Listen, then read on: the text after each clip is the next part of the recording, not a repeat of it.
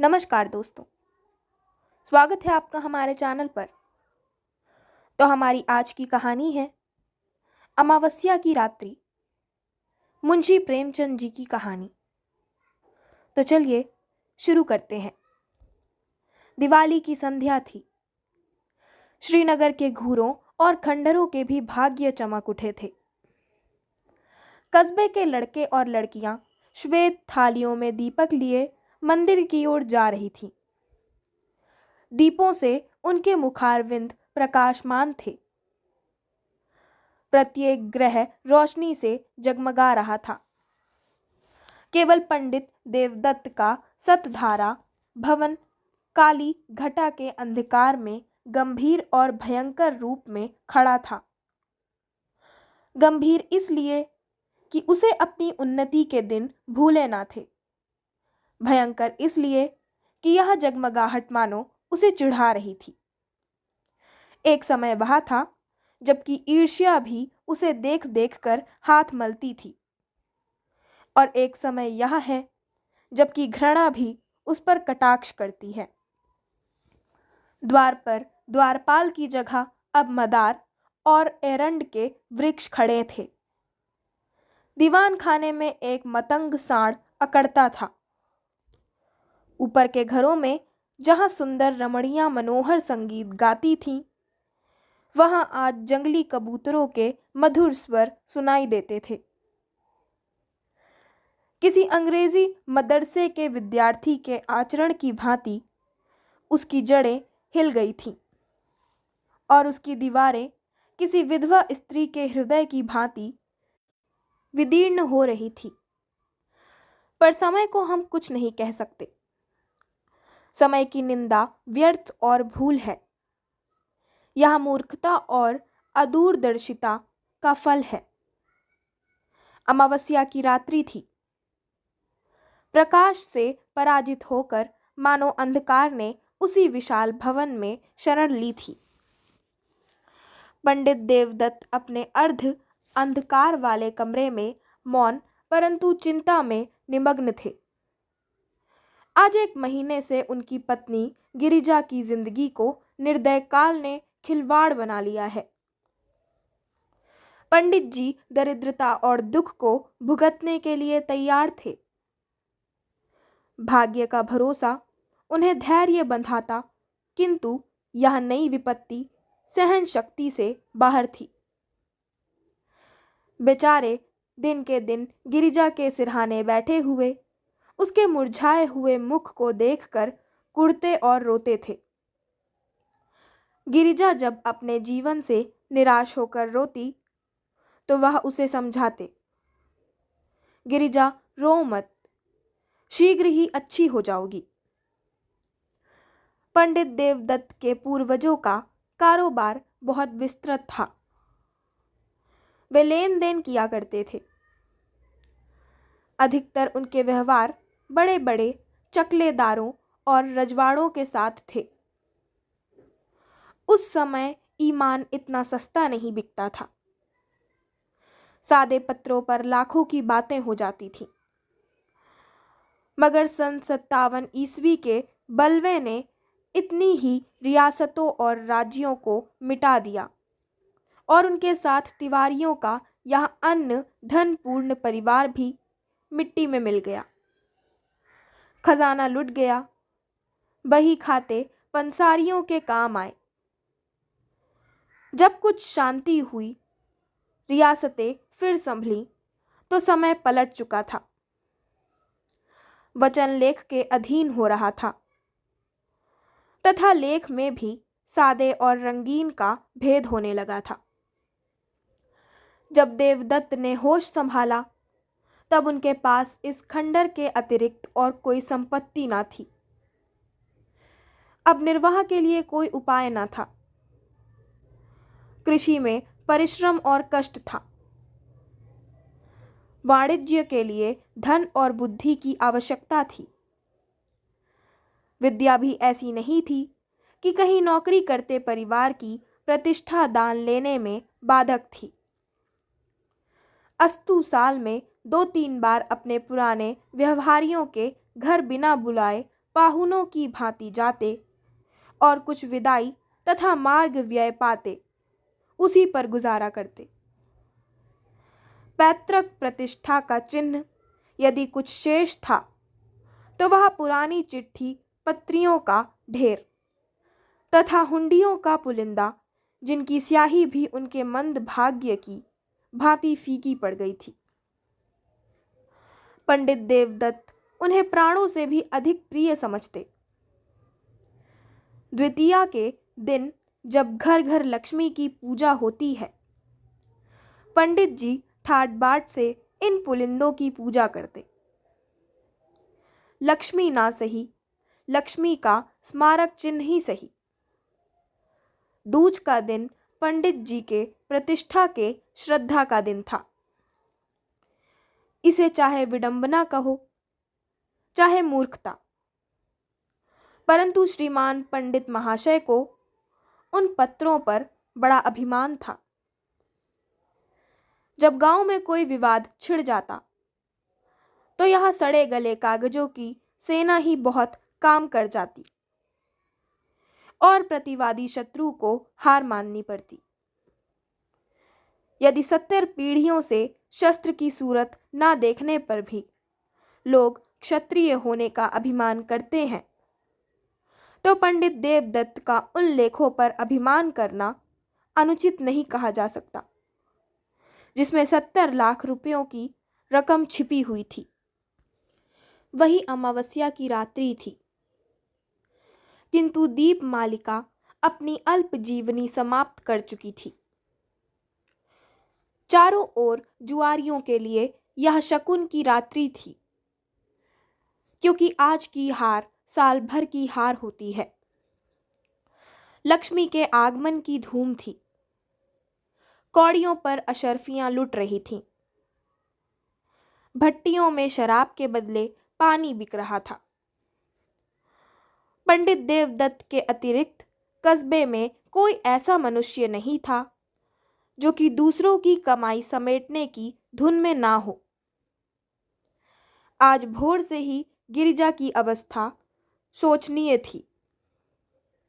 विषम ज्वर से उसे एक एक क्षण में मूर्छित हो रहा था। एकाएक उसने चौंक कर आंखें खोली और अत्यंत क्षीण स्वर में कहा, आज तो दिवाली है। देवदत्त ऐसा निराश हो रहा था कि गिरिजा को चैतन्य देखकर भी उसे आनंद नहीं हुआ। बोला, हाँ, आज दिवाली है। गिरिजा ने आंसू भरी दृष्टि से इधर उधर देखकर कहा, हमारे घर में क्या दीपक ना जलेंगे? देवदत्त फूट फूट कर रोने लगा। गिरिजा ने फिर उसी स्वर में कहा, देखो, आज बरस भर के दिन भी घर अंधेरा रह गया।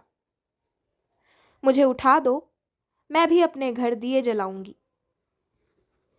ये बातें देवदत्त के हृदय में चुभी जाती थी।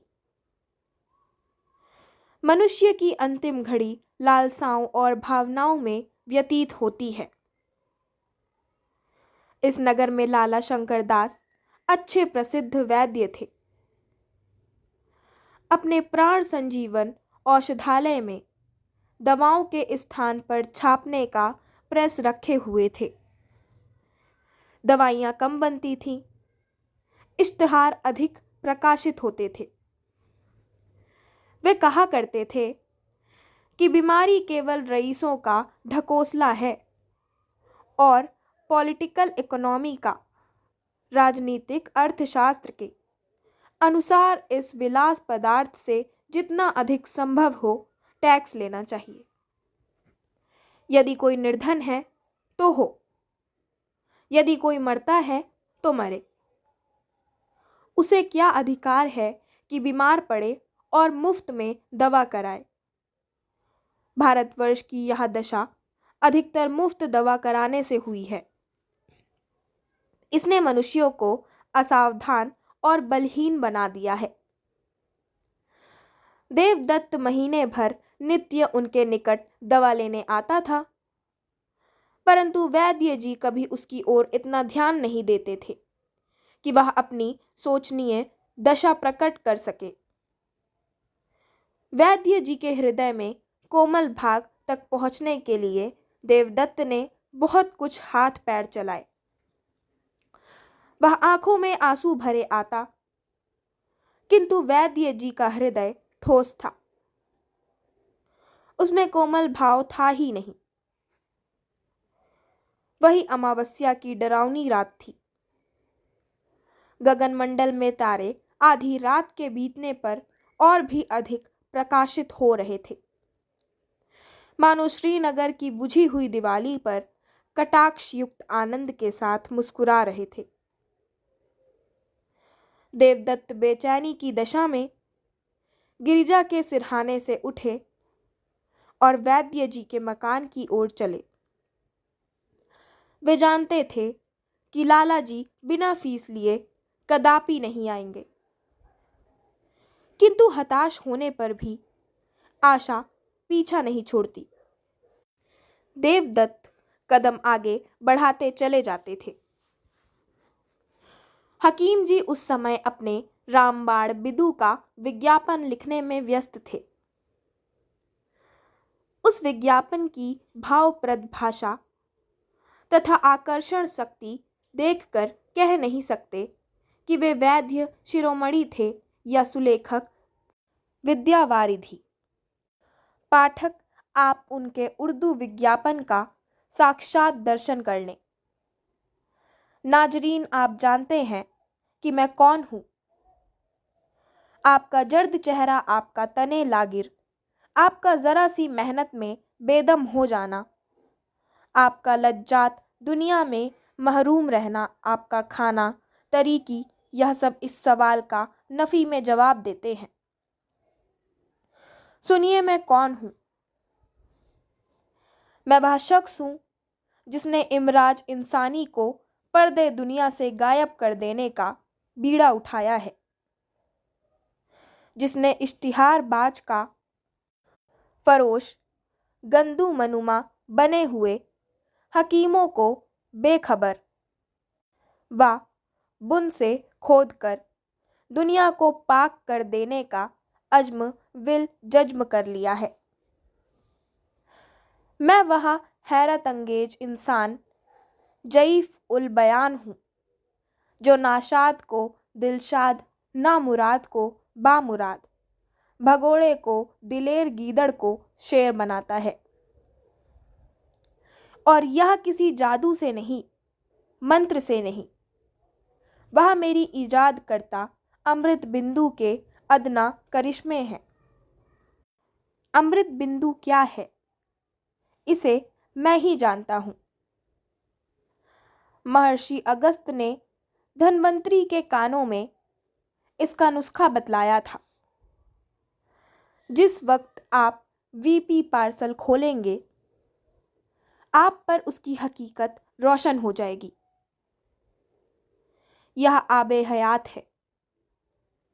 यह मर्दानगी का जौहर, फरजानगी का अक्सीर, अक्ल का मुरब्बा और जेहन का शकील है। अगर वर्षों की मुशायराबाजी ने भी आपको शायर नहीं बनाया, अगर शबे रोज के रटंत पर भी आप इम्तिहान में कामयाब नहीं हो सके, अगर दलालों की खुशामद और मुवक्किलों की नाज बरदारी के बावजूद भी आप अहाते अदालत में भूखे कुत्ते की तरह चक्कर लगाते फिरते हैं, अगर आप गला फाड़ फाड़ कर चीखने, मेज पर हाथ पैर पटकने पर भी अपनी तकरीर से कोई असर पैदा नहीं कर सकते, तो आप अमृत बिंदु का इस्तेमाल कीजिए। इसका सबसे बड़ा फ़ायदा, जो पहले ही दिन मालूम हो जाएगा, यह है कि आपकी आंखें खुल जाएंगी और आप फिर कभी इश्तिहारबाज हकीमों के दाम फरेब में ना फंसेंगे।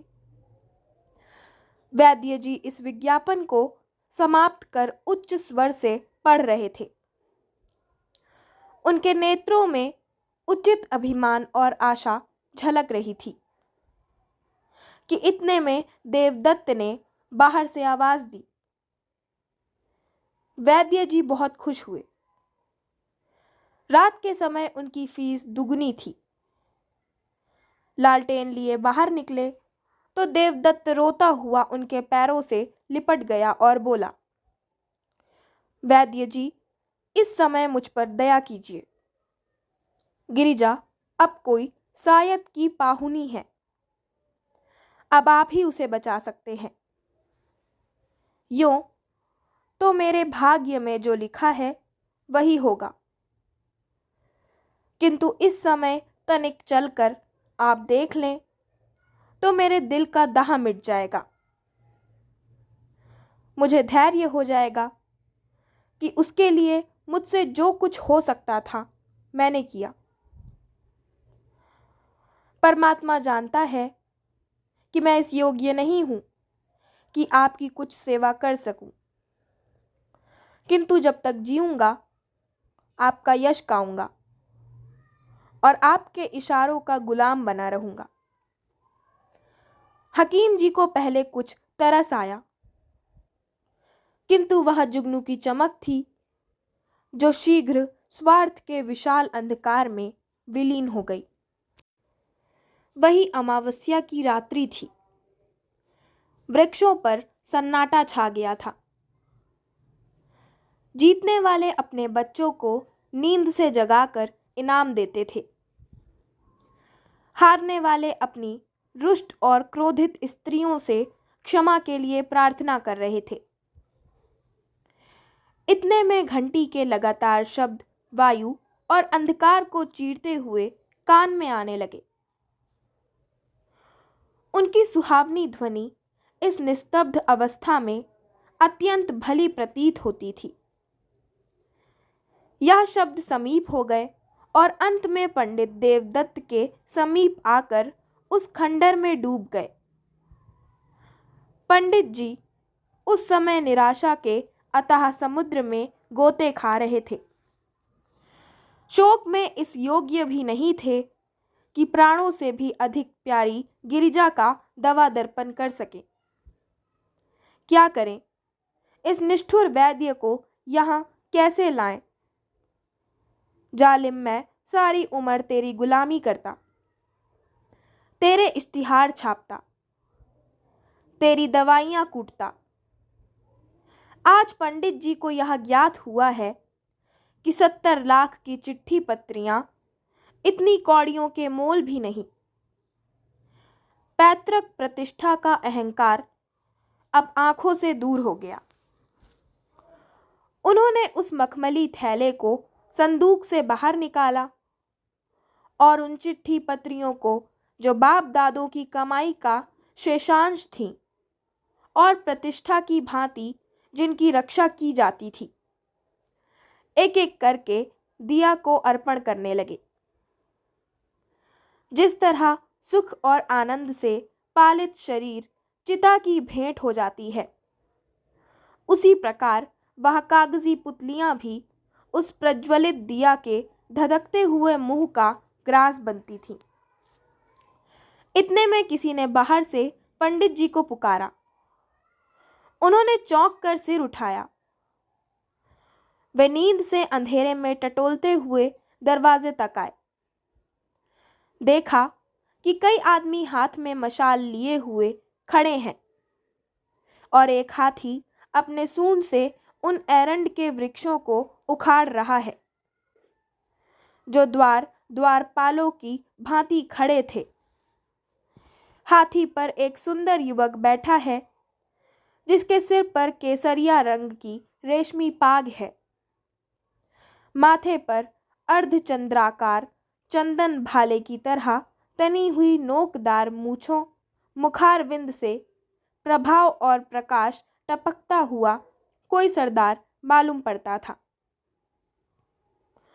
उसका कलीदार अंगरखा और चुनावदार पैजामा, कमर में लटकती हुई तलवार और गर्दन में सुनहरे कंठे और जंजीर उसके सजीले शरीर पर अत्यंत शोभा पा रहे थे।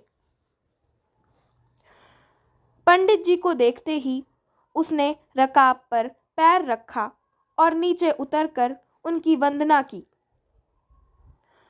उसके इस विनीत भाव से कुछ लज्जित होकर पंडित जी बोले, आपका आगमन कहाँ से हुआ?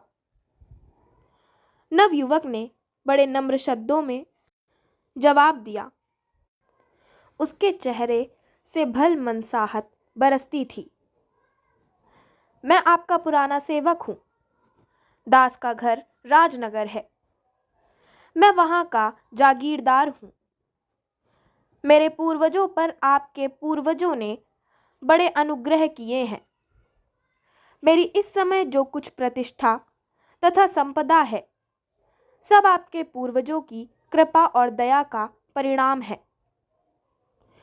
मैंने अपने अनेक स्वजनों से आपका नाम सुना था और मुझे बहुत दिनों से आपके दर्शनों की आकांक्षा थी। आज वह सुअवसर भी मिल गया। अब मेरा जन्म सफल हुआ। पंडित देवदत्त की आंखों में आंसू भर आए। पैतृक प्रतिष्ठा का अभिमान उनके हृदय का कोमल भाग था। वह दीनता जो उनके मुख पर छाई हुई थी, थोड़ी देर के लिए विदा हो गई। वे गंभीर भाव धारण करके बोले, यह आपका अनुग्रह है जो ऐसा कहते हैं, नहीं तो मुझ जैसे कपूत में तो इतनी भी योग्यता नहीं है जो अपने को उन लोगों की संतति कह सकूं। इतने में नौकरों ने फर्श बिछा दिए। दोनों आदमी उस पर बैठे और बातें होने लगीं। वे बातें जिनका प्रत्येक शब्द पंडित जी के मुख को इस तरह प्रफुल्लित कर रहा था, जिस तरह प्रातः काल की वायु फूलों को खिला देती है। पंडित जी के पितामह ने नवयुवक ठाकुर के पितामह को 2500 रुपये कर्ज दिए थे। ठाकुर अब गया में जाकर अपने पूर्वजों का श्राद्ध करना चाहता था, इसलिए जरूरी था कि उसके जिम्मे जो कुछ ऋण हो उसकी एक एक कौड़ी चुका दी जाए। ठाकुर को पुराने बही खाते में यह ऋण दिखाई दिया। 25 के अब 75,000 हो चुके। वही ऋण चुका देने के लिए ठाकुर आया था। धर्म ही वह शक्ति है जो अंतःकरण में ओजस्वी विचारों को पैदा करती है। हाँ, इस विचार को कार्य में लाने के लिए पवित्र और बलवान आत्मा की आवश्यकता है, नहीं तो वे ही विचार क्रूर और पापमय हो जाते हैं। अंत में ठाकुर ने कहा, आपके पास तो वे चिट्ठियां होंगी। देवदत्त का दिल बैठ गया। वे संभल कर बोले, संभवतः हो, कुछ कह नहीं सकते। ठाकुर ने लापरवाही से कहा, ढूंढिए, यदि मिल जाए तो हम लेते जाएंगे। पंडित देवदत्त उठे, लेकिन हृदय ठंडा हो रहा था। शंका होने लगी कि कहीं भाग्य हरे बाग ना दिखा रहा हो। कौन जाने वह पुर्जा जलकर राख हो गया या नहीं। यदि ना मिला तो रुपए कौन देता है। शोक की दूध का प्याला सामने आकर हाथ से छूटा जाता है। हे भगवान, वह पत्री मिल जाए। हमने अनेक कष्ट पाए हैं, अब हम पर दया करो। इस प्रकार आशा और निराशा की दशा में देवदत्त भीतर गए और दिया के टिमटिमाते हुए प्रकाश में बचे हुए पत्रों को उलट पुलट कर देखने लगे।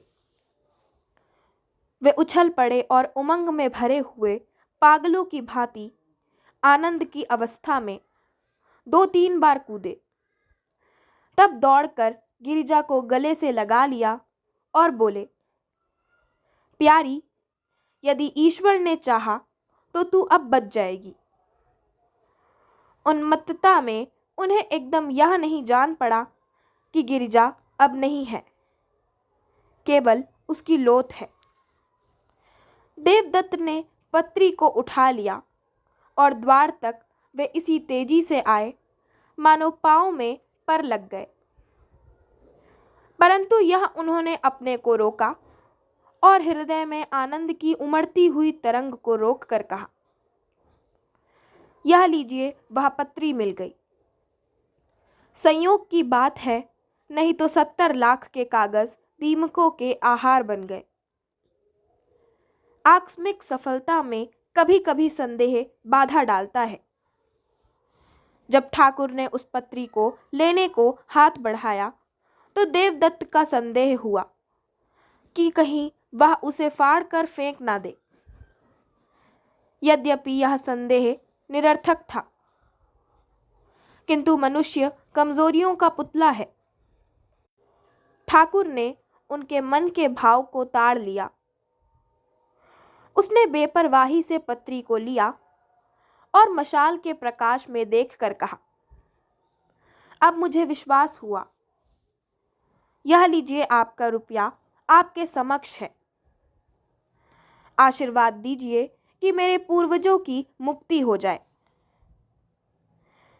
यह कहकर उसने अपनी कमर से एक थैला निकाला और उसमें से 1,000 के 75 नोट निकालकर देवदत्त को दे दिए।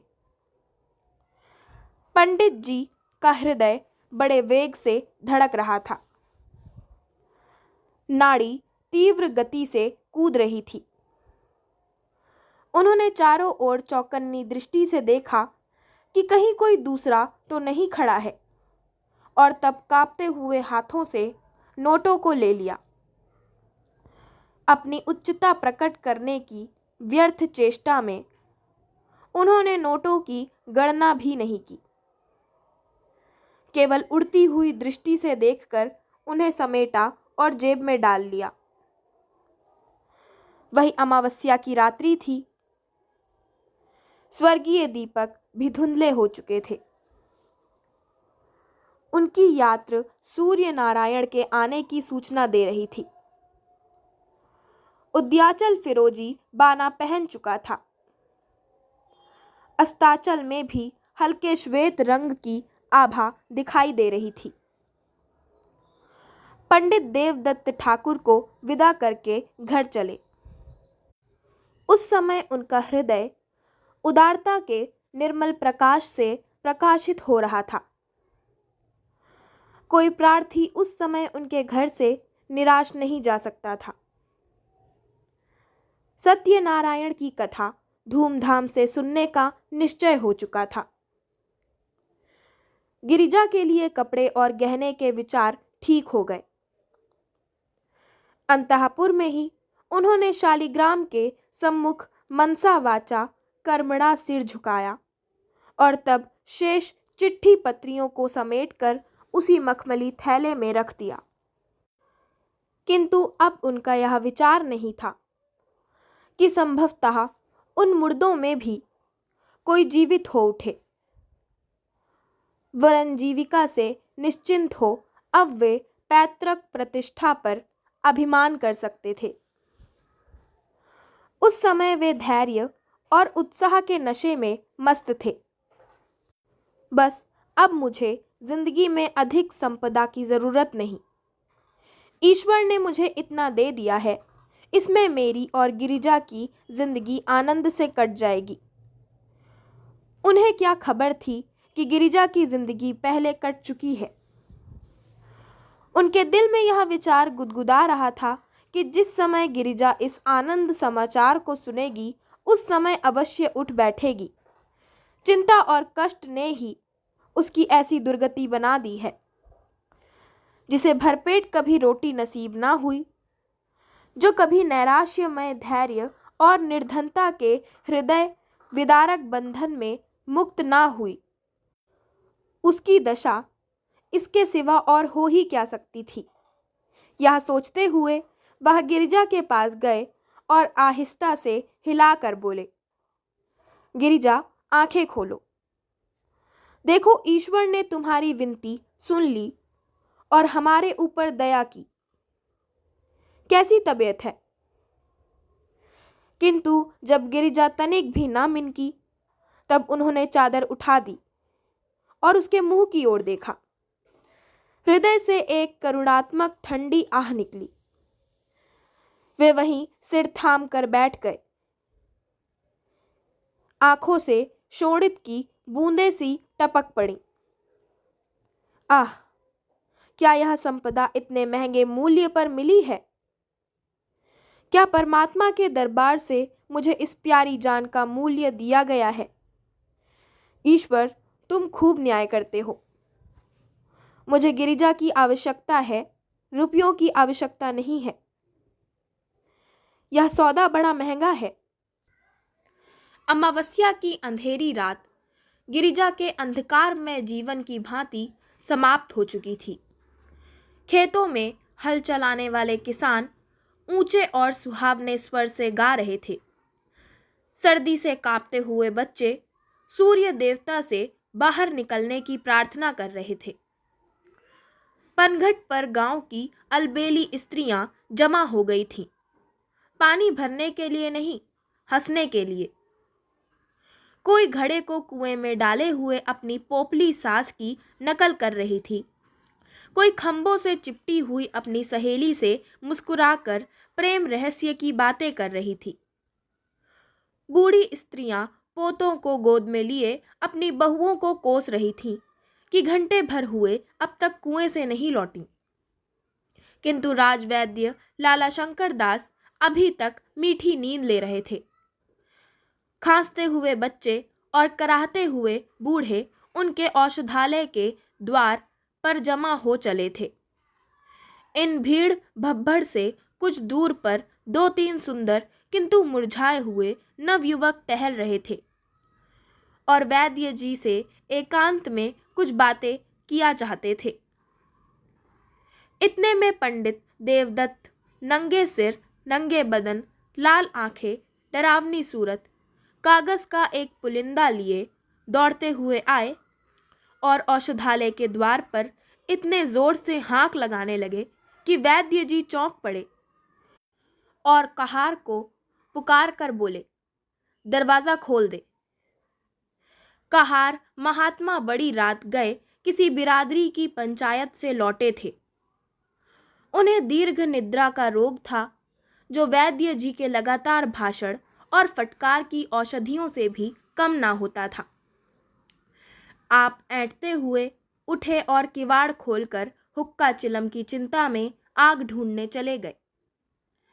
हकीम जी उठने की चेष्टा कर रहे थे कि सहसा देवदत्त उनके सम्मुख जाकर खड़े हो गए और नोटों का पुलिंदा उनके आगे पटक कर बोले, वैद्य जी, ये 75,000 के नोट हैं। यह आपका पुरस्कार और आपकी फीस है।